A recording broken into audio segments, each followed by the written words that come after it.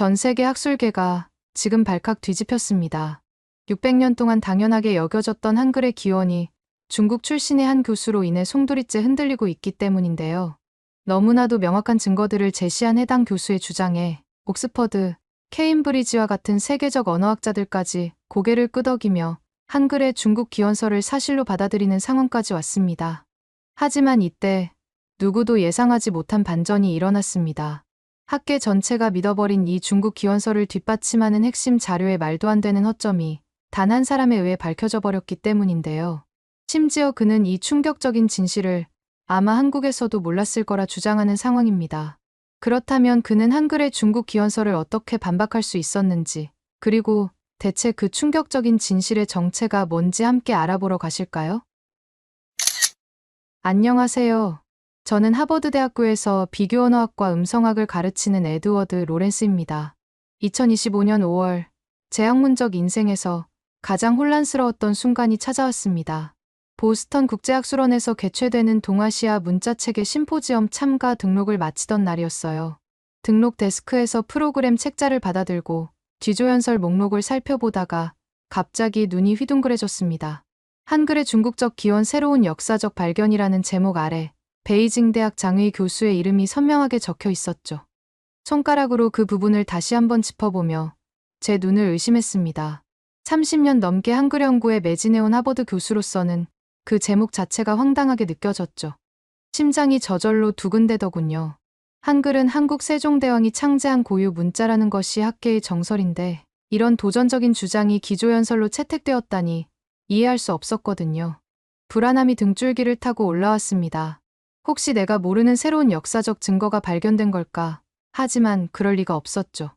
제가 한글 관련 연구를 해오면서 발견한 모든 증거는 한글이 세종대왕의 독창적 발명품이라는 사실을 지지하고 있었으니까요. 에드워드, 자네도 참석했군. 갑작스러운 목소리에 고개를 들어보니 옥스퍼드 문자학과의 마이클 톰슨 교수가 환한 미소를 지으며 접근하고 있었습니다. 마이클은 제 어깨를 툭툭 치며 장회의의 발표 제목이 적힌 부분을 손가락으로 가리켰어요. 얼굴에는 흥분된 기색이 역력했습니다. 마이클은 장회의가 명나라 궁중 문서고에서 새로운 자료를 발굴했다는 소문을 귓속말로 전해주었고 이번 발표가 학계에 폭탄을 던질 것이라고 흥분된 목소리로 말했습니다. 마이클의 말을 들으며 가슴이 더 답답해졌습니다. 장회의의 주장이 사실이라면 제 학문적 기반이 흔들릴 수 있었죠. 자리에서 조금 떨어져 프로그램 책자를 다시 살펴보았습니다. 장회의의 발표는 내일 오전 첫 세션이었고 90분이나 할당되어 있었습니다. 이는 일반적인 45분 발표의 2배였죠. 주최 측이 장회의의 발표를 얼마나 중요하게 생각하는지 보여주는 증거였습니다. 현기증이 느껴졌고 갑자기 물 한 잔이 간절해졌습니다. 그날 밤 호텔방에 누워 한글 창제에 관한 모든 연구 자료를 머릿속으로 다시 정리해보았어요. 훈민정음 해례본, 세종실록의 기록, 한글의 과학적 구조까지 모든 증거가 한글이 세종대왕의 독창적 창조물임을 가리키고 있었습니다. 그런데 장회의가 이 모든 정설을 뒤집을 만한 새로운 증거를 정말로 발견했을까요? 가능성은 희박해 보였지만 완전히 배제할 수는 없었습니다. 불안한 마음으로 새벽녘에야 겨우 잠이 들었죠. 다음 날 아침, 컨벤션 센터 대강당은 이미 700명 이상의 학자들로 붐볐습니다. 자리가 부족해 일부는 뒤쪽 벽에 기대어 서 있을 정도였죠. 전 세계에서 모인 언어학자, 문자학자, 역사학자들이 장회의의 발표를 기다리고 있었어요. 주변에서는 이미 장회의의 새로운 발견에 대한 기대감 섞인 대화가 오갔습니다. 독일, 프랑스, 영국, 미국 등 각국의 저명한 학자들이 오늘 패러다임이 바뀔지도 모르겠군이라며 흥분된 목소리로 의견을 나누었습니다. 그들 사이에서 저는 이상하게 고립된 느낌이었어요. 누구도 제 눈을 마주치지 않았고 모두가 장회의의 발표만을 기다리고 있었죠. 정확히 오전 9시 심포지엄 위원장이 단상에 올라 장회의를 소개했습니다. 마이크를 통해 울려 퍼지는 장회의의 목소리는 엄숙했고 마치 역사적 순간을 증언하는 듯한 무게감이 있었습니다. 오늘 기조연설을 맡아주실 베이징 대학교 장회의 교수님을 소개합니다. 교수님은 동아시아 문자 발달사의 세계적 권위자로 지난 20년간 중국 고문원 연구에 큰 업적을 남기셨습니다. 오늘은 한글의 중국적 기원이라는 주제로 학계에 충격적인 발표를 준비하셨다고 합니다. 모두 큰 박수로 환영해 주시기 바랍니다. 강당을 가득 채운 박수 소리 속에서 장웨이가 단상에 올랐습니다. 60대 초반으로 보이는 단정한 외모를 지닌 학자였고 두꺼운 뿔테 안경을 쓰고 있었습니다. 회색빛이 도는 검은색 양복에 붉은색 넥타이 차림이었는데 굉장히 격식을 갖춘 모습이라서 그런지 몰라도 아우라가 풍기더군요. 표정에는 자신감이 넘쳤고 마치 큰 비밀을 알고 있다는 듯한 신비로운 미소를 짓고 있었습니다. 이어서 장웨이는 차분한 목소리로 발표를 시작했습니다. 존경하는 동료 여러분, 오늘 저는 지난 5년간의 연구 결과를 발표하게 되어 영광입니다. 제 발표는 동아시아 문자학계에 상당한 파문을 일으킬 것입니다만 학문적 진실을 추구하는 것이 우리 학자들의 소임이라고 생각합니다. 첫 슬라이드가 스크린에 나타났습니다. 훈민정음 명나라 학자들이 조선에 전수한 문자체계. 그 제목을 보는 순간 제 심장은 더 빠르게 뛰기 시작했고 손바닥에는 식은땀이 맺혔습니다. 장웨이는 느긋하게 물 한 잔을 마시고 다음 슬라이드로 넘어갔습니다. 2022년 저는 베이징 자금성 지하 문서고에서 우연히 한 중요한 문헌을 발견했습니다. 명나라 영락제 시기의 궁중 기록으로 조선과의 문화 교류에 관한 내용이 담겨 있었습니다. 이어서 장웨이는 다음 슬라이드에 고문서의 사진을 보여주었습니다.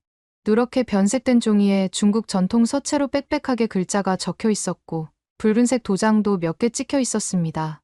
사진만으로는 그 내용을 알 수 없었지만 장웨이는 자신만만하게 설명을 이어갔습니다. 이 문서에 따르면 1420년 조선 사신단이 명나라를 방문했을 때 영락제는 특별히 궁중학자들에게 조선의 언어 상황을 조사하도록 지시했습니다. 당시 조선은 한자를 사용했지만 한국어의 문법 구조와 발음이 한자와 맞지 않아 문맹률이 높았죠. 이에 명나라 학자들은 조선을 위한 새로운 문자 체계를 설계했고 이를 조선 사신단에게 전달했습니다. 장웨이의 말에 강당 전체가 술렁이기 시작했습니다. 주변에서 놀라움을 표현하는 작은 탄성들이 들려왔고 일부 학자들은 급하게 메모를 하기 시작했습니다. 그러자 장웨이는 더욱 자신감 넘치는 표정으로 계속해서 슬라이드를 넘겼습니다. 이번에는 한글 자모와 파스파 문자, 몽골 문자를 비교한 표가 나타났습니다. 보시다시피 한글의 자음 기역 니은 디귿 리을 미음 비읍 시옷 찌읒은 몽골의 파스파 문자와 놀라울 정도로 유사합니다. 파스파 문자는 쿠빌라이 칸 시대의 티베트 승려 파스파가 창안한 것으로 원나라를 거쳐 명나라에도 전해졌습니다. 명나라 학자들은 이 파스파 문자를 기반으로 조선어에 맞게 수정한 문자 체계를 개발했고 그것이 바로 우리가 알고 있는 훈민정음의 원형입니다. 저는 장웨이의 주장에 충격을 받아 자리에서 일어나 반박하고 싶었지만 주변 사람들의 시선이 느껴져 움직일 수 없었습니다. 오히려 주변에서는 장웨이의 설명에 고개를 끄덕이며 동의하는 모습이 보였습니다. 저만 이상한 사람이라도 된 것 같은 기분이 들었죠. 장웨이의 발표는 계속되었습니다. 세종은 이 문자 체계를 받아들인 후 정치적인 이유로 이를 자신이 창제한 문자라고 주장했습니다.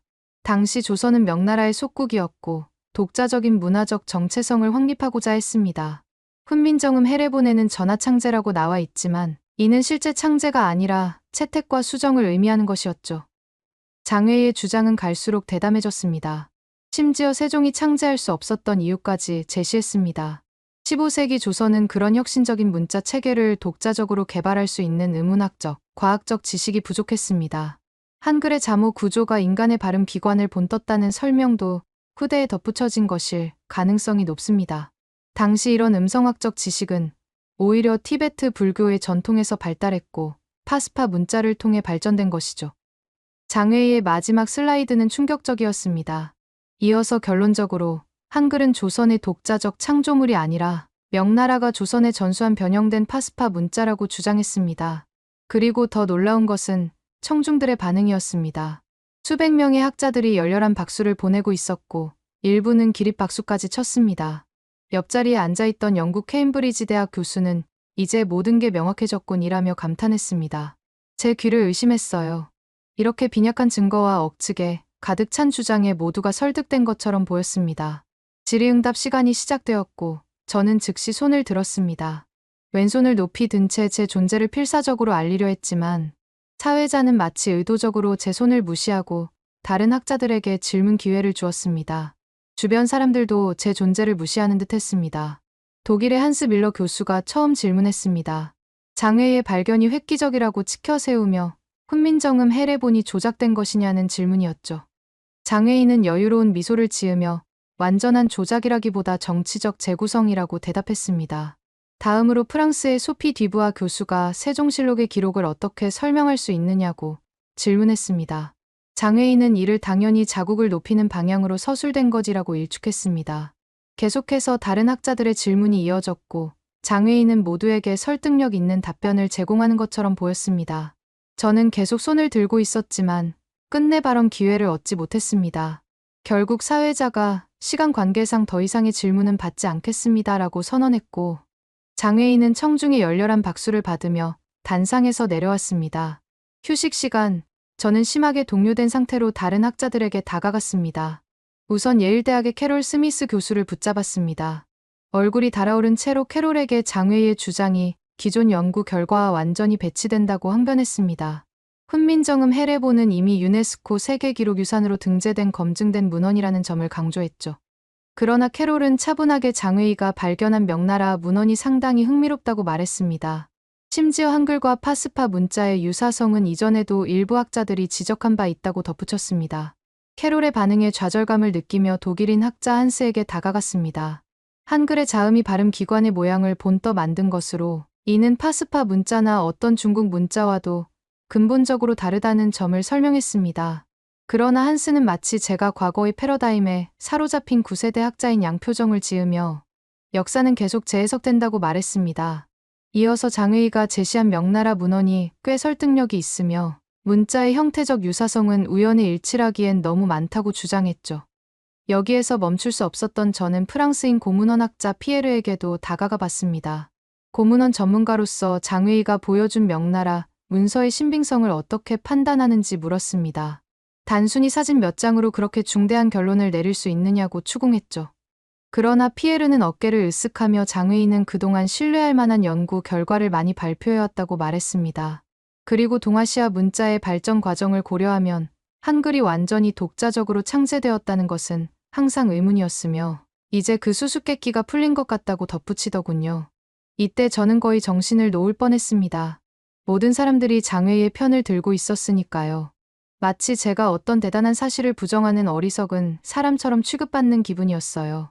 소외감과 좌절감이 밀려왔습니다. 어쩌면 제가 놓치고 있는 무언가가 있는 건가 싶기도 했죠. 하지만 제 연구 경험과 한글에 대한 지식은 분명히 장외의 주장이 잘못되었음을 알려주고 있었습니다. 오후 세션이 시작되기 전 저는 용기를 내어 직접 장외에게 다가갔습니다. 장외인은 20여 명의 학자들에게 둘러싸여 있었고 모두가 장외의 말을 경청하고 있었습니다. 제가 다가가자 장외인은 미소를 지으며 고개를 끄덕였습니다. 교수님, 저는 하버드대학교의 에드워드 로렌스입니다. 한글 연구를 30년 넘게 해온 학자로서 몇 가지 질문이 있습니다. 장외인은 여전히 미소를 띠며 대답했습니다. 물론이죠, 로렌스 교수님. 무엇이든 물어보세요. 제 심장이 빠르게 뛰었지만 최대한 차분하게 질문했습니다. 교수님이 발견하셨다는 명나라 문헌의 실물은 어디에서 볼 수 있습니까? 그리고 왜 이런 중요한 발견이 지금까지 다른 학자들에게 알려지지 않았는지 궁금합니다. 장외의 표정이 살짝 굳어졌지만 여전히 자신감 있게 대답했습니다. 그 문헌은 현재 베이징 자금성 박물관에서 보존 처리 중입니다. 공개적으로 전시되기 전에 학술적 가치를 먼저 알리고 싶어 이번 발표를 준비했죠. 정식 논문과 함께 모든 증거 자료를 곧 공개할 예정입니다. 장외의 대답은 모호했지만 주변의 학자들은 모두 만족스러운 표정으로 고개를 끄덕였습니다. 저는 더 깊이 파고들었습니다. 한글의 자모 구조가 발음 기관의 모양을 본뜬 것이라는 헤레본의 설명은 어떻게 설명하시나요? 이런 혁신적인 발상이 명나라 학자들에게서 나왔다면 중국 내 다른 문자에서도 유사한 원리가 발견되어야 하지 않을까요? 장외인은 갑자기 주변 학자들을 향해 의미심장한 미소를 지었습니다. 그리고는 저를 향해 약간 거만한 어조로 대답했습니다. 로렌스 교수님, 그것이 바로 제가 발견한 문헌의 핵심 내용입니다. 명나라 궁중학자들은 티베트 불교의 음성학과 몽골 파스파, 문자의 원리를 결합하여 이 혁신적인 체계를 만들었습니다. 그리고 그것이 조선에 전해진 거죠. 세종은 이를 받아들여 약간의 수정을 가했을 뿐입니다. 주변에서 경탄의 소리가 들렸고 몇몇 학자들은 장외에게 찬사를 보냈습니다. 저는 점점 더 고립되는 기분이었습니다. 마지막으로 한 번 더 시도했습니다. 하지만 세종실록에는 분명히 세종이 친히 28자를 만들었다고 기록되어 있고 당시 신하들의 반대 상소문도 남아 있습니다. 만약 한글이 명나라에서 온 것이라면 왜 신하들이 한자를 버리고 새로운 문자를 만드는 것은 오랑캐와 같은 행위라고 비판했을까요? 이 질문에 장웨이는 잠시 말문이 막힌 듯했지만 곧 여유로운 표정을 되찾았습니다. 그리고 저를 향해 마치 어린아이를 달래듯 말했습니다. 로렌스 교수님, 역사 연구에서 문헌을 맹목적으로 믿는 것은 위험합니다. 모든 왕조는 자신들의 업적을 과장하는 경향이 있지요. 세종은 분명 훌륭한 군주였고 그 문자를 조선에 성공적으로 도입한 공은 인정해야 합니다. 하지만 그것이 전적으로 세종의 창조물이었다고 주장하는 것은 받아들이기 어렵네요. 그런 논리대로면 세상의 모든 걸 세종이 만들었다고 주장할 수도 있는 거 아닌가요? 주변에서 마치 비웃는 듯한 웃음소리가 들렸고 몇몇 학자들이 저를 향해 측은한 시선을 보냈습니다. 마치 제가 순진한 어린아이처럼 느껴졌어요. 얼굴이 화끈거리고 수치심이 밀려왔습니다. 장웨이는 저를 향해 마지막으로 미소를 지었습니다. 더 궁금한 점이 있으시면 언제든지 질문하세요. 학문적 토론은 항상 환영합니다. 그리고는 다른 학자들을 향해 돌아서서 대화를 이어갔습니다. 완전히 무시당한 기분이었습니다. 저는 그 자리를 황급히 빠져나와 화장실로 향했습니다. 거울 앞에 서서 제 얼굴을 바라보았습니다. 얼굴이 붉게 달아올라 있었고 눈에는 좌절감이 가득했습니다. 차가운 물로 얼굴을 씻으며 스스로에게 물었습니다. 내가 뭔가 큰 사실을 놓치고 있는 걸까? 아니면 모든 사람들이 장웨이의 카리스마와 권위에 현혹된 것일까? 그날 오후 세션은 더욱 견디기 힘들었습니다. 여러 발표자들이 장웨이의 이론을 기정사실화하며 각자의 연구에 어떻게 적용할 수 있는지 논의했습니다. 한글의 중국 기원을 고려할 때 장웨이 교수의 획기적 발견에 기초하여 같은 문구가 계속해서 등장했습니다. 심지어 심포지엄 주최 측에서 발행한 당일 뉴스레터에도 한글, 명나라, 문자 전통이 연장선상에 있다 라는 제목의 특집 기사가 실렸습니다. 저녁 리셉션에서도 상황은 마찬가지였습니다. 장웨이는 모든 사람들의 관심의 중심이었고 주변에는 항상 수십 명의 학자들이 모여 있었습니다. 반면 저는 구석에 서서 혼자 와인 잔을 기울이고 있었죠. 몇몇 학자들이 저를 불쌍히 여기는 듯한 시선으로 바라보았고 한두 명은 다가와 너무 실망하지 말라며 새로운 패러다임을 받아들이는 건 항상 어려운 법이라고 위로하기도 했습니다. 그들의 말이 더 큰 모욕처럼 느껴졌습니다. 호텔로 돌아와 침대에 누웠지만 잠은 오지 않았습니다. 제 머릿속은 장웨이의 주장과 그에 대한 학계의 반응으로 가득 찼습니다. 저는 노트북을 열고 제가 가진 한글 관련 자료들을 다시 살펴보기 시작했습니다. 훈민정음 해례본의 영문 번역본, 세종실록의 기록, 한글 자모의 과학적 설계에 관한 연구 자료들까지. 이 모든 증거가 세종의 독자적 창제설을 지지하고 있었습니다. 그런데 왜 모든 사람들이 장웨이의 주장에 현혹된 것일까요? 심포지엄은 3일간 계속되었고 상황은 점점 더 악화되었습니다. 둘째 날에는 한글의 중국 기원이 동아시아 문자 연구에 미치는 영향이라는 패널 토론이 있었는데 저는 참여 요청조차 받지 못했습니다. 셋째 날에는 몇몇 학자들이 이미 자신들의 교재와 논문에 장웨이의 이론을 인용하겠다고 선언하기도 했습니다. 마지막 날 폐회식에서 학 회장은 이번 심포지엄이 동아시아 문자 연구의 패러다임을 전환하는 역사적 순간이 되었다고 선언했고 장웨이에게 특별 공로상을 수여했습니다. 심포지엄이 끝나고 보스턴에서 케임브리지로 돌아오는 택시 안에서 저는 깊은 절망감에 빠졌습니다. 제가 그토록 열정을 쏟아부은 한글 연구가 하루아침에 무너진 것 같았습니다. 그러나 동시에 무언가 이상하다는 감각이 저를 놓아주지 않았습니다. 장웨이의 증거는 지나치게 빈약했고 주장에는 여러 논리적 허점이 있었습니다. 그런데도 왜 모든 학자들이 장웨이의 말을 맹목적으로 신뢰했을까요? 집에 도착한 후 저는 연구실에 틀어박혔습니다. 집에서는 제 상태를 걱정하는 모습이 역력했지만 저는 그저 중요한 연구가 있어라는 말만 남긴 채 작업에 몰두했습니다. 장웨이의 주장을 반박할 확실한 증거를 찾아야 했습니다. 그것이 제 학문적 명예를 위해서뿐만 아니라 역사적 진실을 위해서도 필요했습니다. 3개월이 지났습니다. 그동안 저는 거의 모든 시간을 연구실에서 보냈습니다. 한글에 관한 모든 자료, 파스파 문자와 몽골 문자에 관한 연구, 15세기 조선과 명나라의 관계에 관한 역사 자료까지 철저히 검토했습니다. 밤낮 없이 연구하다 보니 체중이 10kg 가까이 빠졌고 수염도 길게 자랐습니다. 가정에서는 종종 밤늦게 저를 도서관에서 찾아와 집으로 데려갔고 제대로 된 식사를 챙겨주었습니다. 이렇게까지 할 필요가 있을까요? 학계에서 모두가 장외의 주장을 받아들인다면 그것이 옳은 것 아닐까요? 저는 단호하게 고개를 저었습니다. 이건 단순한 학문적 논쟁이 아니에요. 한글은 인류 문자 역사에서 가장 과학적이고 체계적인 창조물 중 하나입니다. 그것을 중국의 것으로, 그것도 이렇게 허술한 증거로 둔갑시키는 건 학문적 사기예요. 제가 이것을 바로잡지 않으면 누가 하겠어요? 한숨이 이어지고 제 이마에 가벼운 입맞춤이 느껴졌습니다. 알았어요. 하지만 건강은 꼭 챙기세요. 당신이 쓰러지면 누가 진실을 밝히겠어요? 7월 말, 제 이메일에 한 알림이 도착했습니다. 동아시아 문자 재심포지엄 장의 교수의 추가 발표라는 제목이었습니다.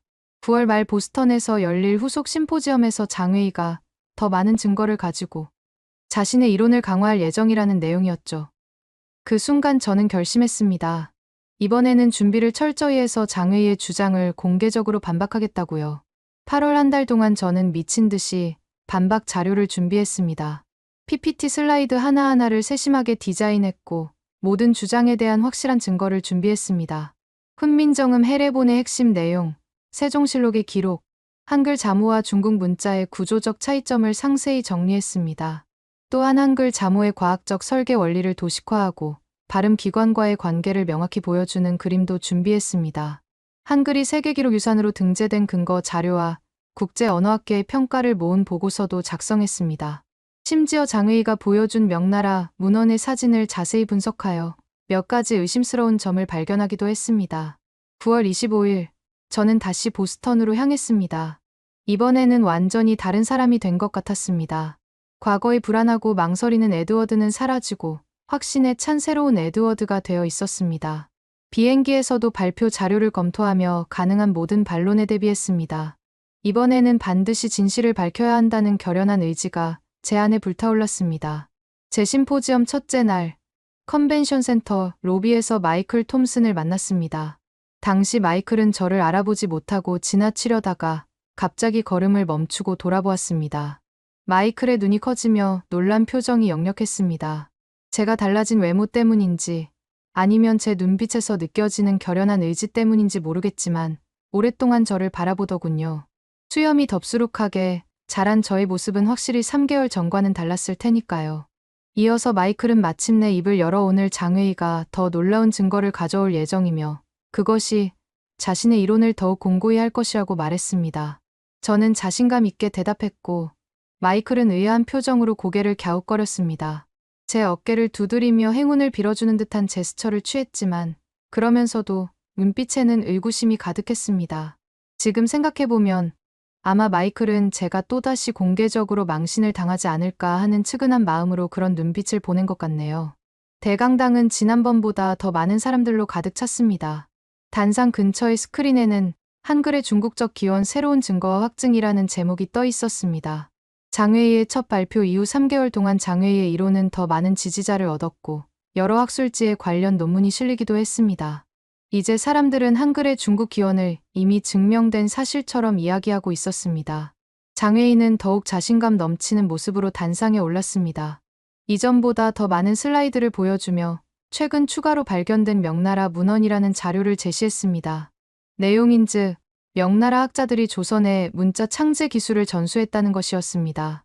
심지어 장회의는 조선 사신단에게 전달된 문자 설계도라는 것까지 보여주었습니다. 그것은 한글 자모와 비슷하게 생긴 기호들이 그려진 종이 한 장이었습니다. 세종은 실제로 문자 창제 능력이 없었습니다. 15세기 조선은 그런 언어학적 혁신을 할 만한 과학적 지식이 부족했어요. 한글은 중국 학자들이 설계한 문자를 세종이 정치적 목적으로 조선 것이라고 주장한 것뿐입니다. 장회의 발표가 끝나고 질의응답 시간이 시작되었습니다. 이번에도 사회자는 다른 학자들에게 먼저 발언권을 주었습니다. 몇몇 질문이 오갔지만 대부분 장회의 이론을 더 자세히 알고 싶다는 내용이었습니다. 드디어 제 차례가 왔습니다. 저는 단호하게 손을 들었고 이번에는 사회자가 저를 무시할 수 없었습니다. 네, 하버드대학교의 에드워드 로렌스 교수님, 질문 부탁드립니다. 저는 일어서서 침착하게 말했습니다.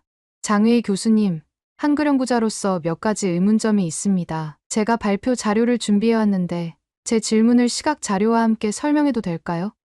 장외인은 약간 당황한 표정이었지만 거절하기 어려운 상황이었습니다. 이어서 마지못해 고개를 끄덕였죠. 물론이죠. 로렌스 교수님. 학문적 토론은 환영합니다. 심장이 미친 듯이 뛰기 시작했습니다. 손바닥에 식은땀이 맺히고 다리가 후들거렸습니다. 사람들의 시선이 모두 저에게 집중되는 것이 느껴졌고 귓가에 혈액이 요동치는 소리가 들렸습니다.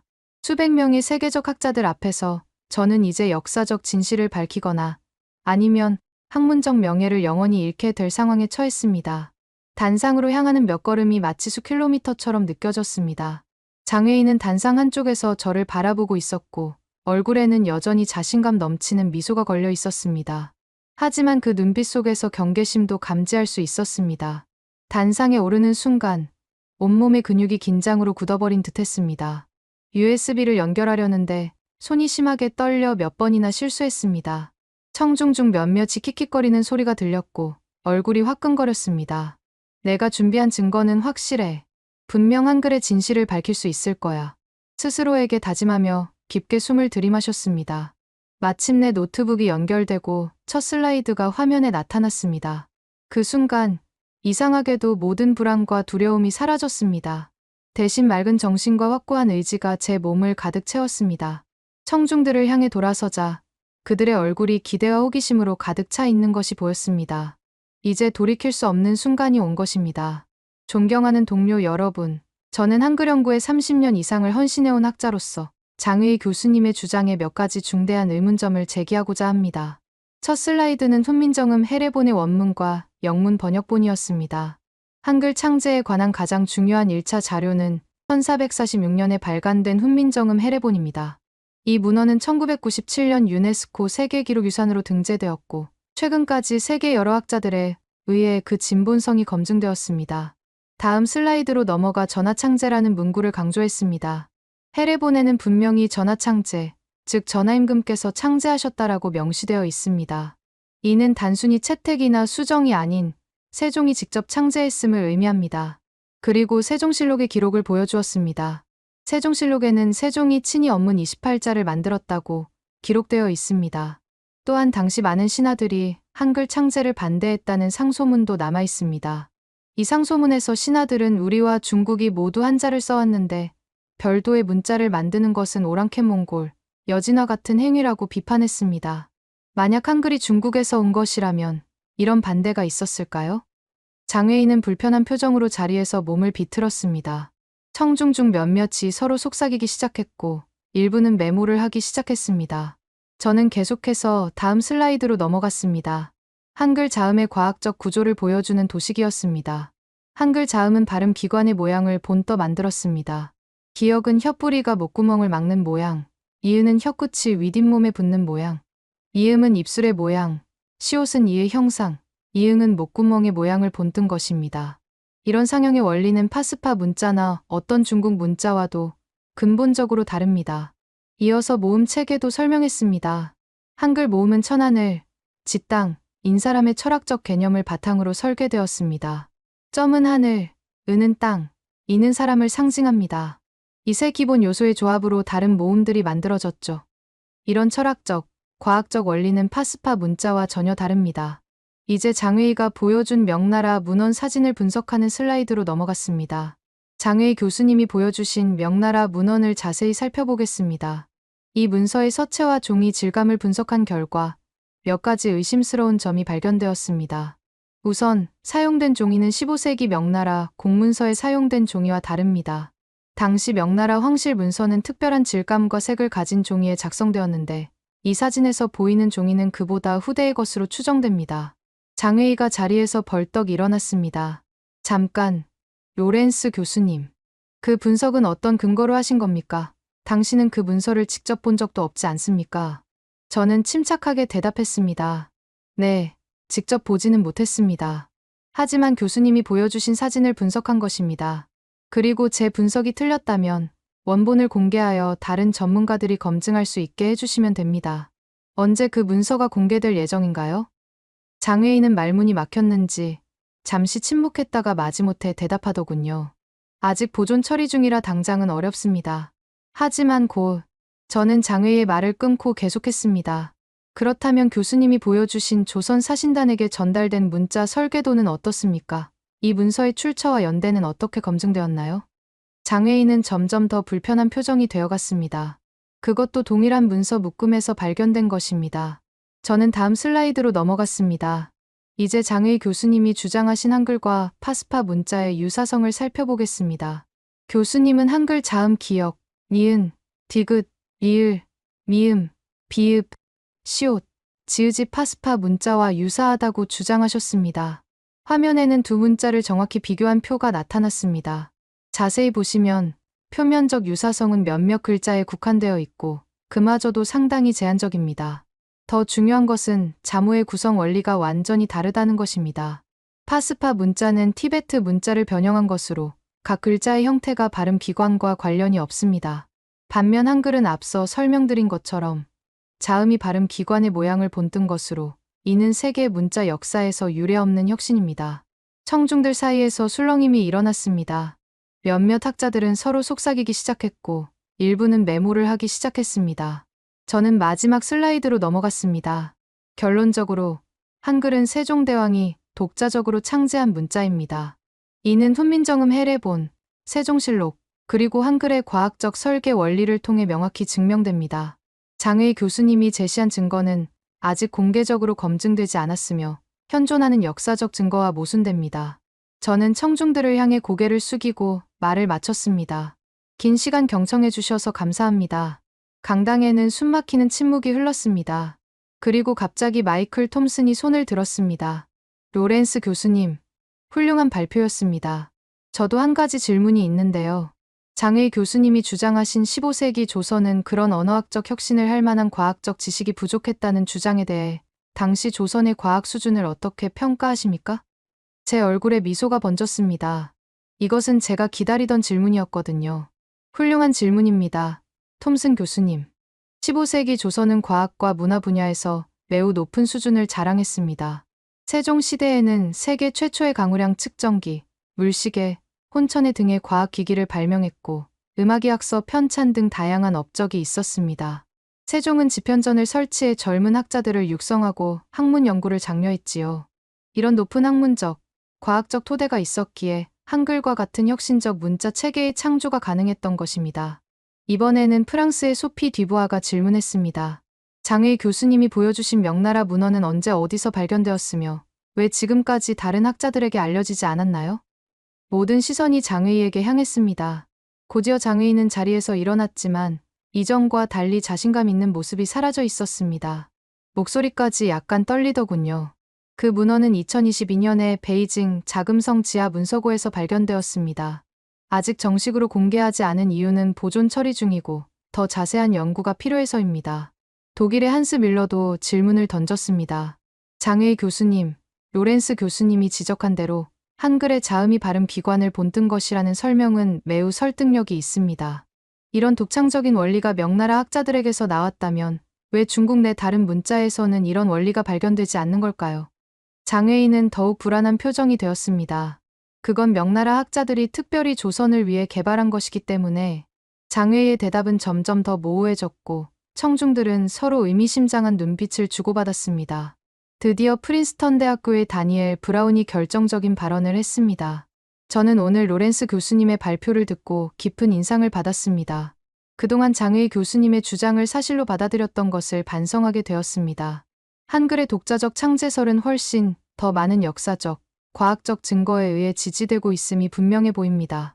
저희 언어학계는 좀 더 비판적인 시각으로 새로운 주장을 검증했어야 했습니다. 다니엘 브라운의 발언에 많은 학자들이 고개를 끄덕였고 일부는 박수까지 쳤습니다. 장외인은 완전히 고립된 표정이 되었습니다. 마치 3개월 전 제가 느꼈던 것과 똑같은 느낌이었을 것입니다. 사회자가 나서서 발언권을 요청했습니다. 여러분, 오늘의 토론은 매우 값진 학문적 교류였습니다.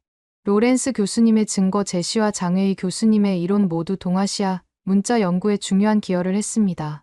앞으로도 계속해서 증거를 검증하고 토론하는 과정이 필요할 것입니다. 하지만 사회자의 중립적인 태도에도 불구하고 분위기는 이미 완전히 바뀌어 있었습니다. 심포지엄이 마무리되고 많은 학자들이 저에게 다가와 질문과 축하의 말을 건넸습니다. 장회인은 서둘러 짐을 챙겨 강당을 빠져나갔습니다. 다음 날 아침, 심포지엄 조직위원회는 성명을 발표했습니다. 어제의 논의를 바탕으로 본위원회는 한글이 15세기 조선의 세종대왕이 주도하여 독자적으로 창제한 문자체계라는 기존 학설을 재확인합니다. 장회의 교수의 주장은 더 많은 증거가 필요하다고 판단됩니다. 국제 언론들도 이 소식을 다루기 시작했습니다. 한글 중국 기원설, 증거 부족으로 기각, 하버드 학자, 한글의 독자적 창제 증명 같은 헤드라인이 신문과 온라인 뉴스를 장식했습니다.